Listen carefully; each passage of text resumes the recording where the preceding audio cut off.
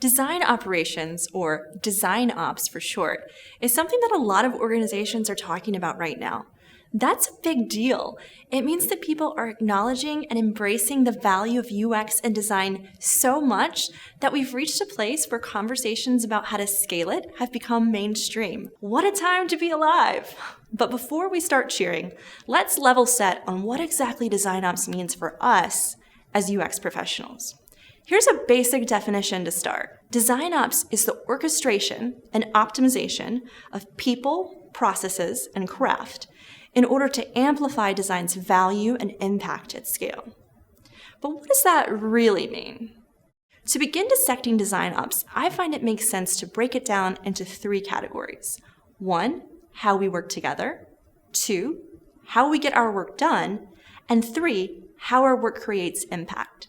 As we go through each area, remember, DesignOps is broad. It's a vast opportunity space. The trick is to first understand the full universe of components and then focus in on the areas that will be most valuable for you to start. First, how we work together. Here, DesignOps efforts might help us focus on better organizing. Here, we're considering things like how we structure our team, how we find the right skill sets for our team, and how we define design at our company. It could also include thinking about how we collaborate. Things like creating regular defined meeting cadences, collaborative creative environments, and communities of practice that enable effective communication. The humanized component includes ensuring that programs are in place to treat designers like humans first. This means designing career pathways, onboarding practices, and professional development practices specifically for designers. Second, DesignOps can help us improve how we get our work done. That means thinking intentionally about how we standardize. How do we facilitate design quality through consistent tool sets and processes? Really, this means documenting the design process and aligning appropriate design activities and tools to each stage. Or how we harmonize. What I mean here is scaling design systems to create efficiencies for designers as the team scales, and building research repositories of user research data that's accessible to everyone, in and outside of the design organization. And finally, how we prioritize. How do we make decisions about what projects to work on and when to work on them?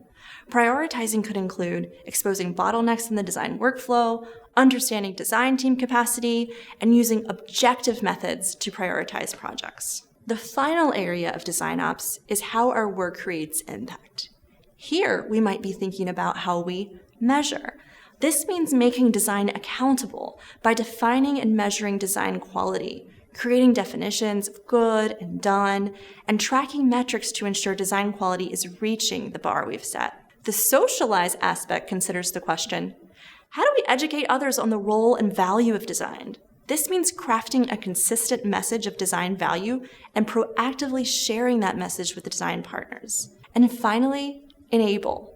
Or how do we cultivate understanding and use of design activities, even by those outside of the design team? To truly scale design, we have to put our tools in the hands of people outside of our own design team in the form of skills training and playbooks so that we don't become bottlenecks in the process. With all of these elements in place, what we've created is basically a menu of potential DesignOps components you might choose to invest in. Remember, when deciding where to begin, create a focus area. Adapt the specific meaning of DesignOps to the biggest pain points that you believe DesignOps can help alleviate within your specific context. To learn more about implementing specific tactics across this DesignOps menu, come join us for the NNG seminar, DesignOps, Scaling UX Design and User Research.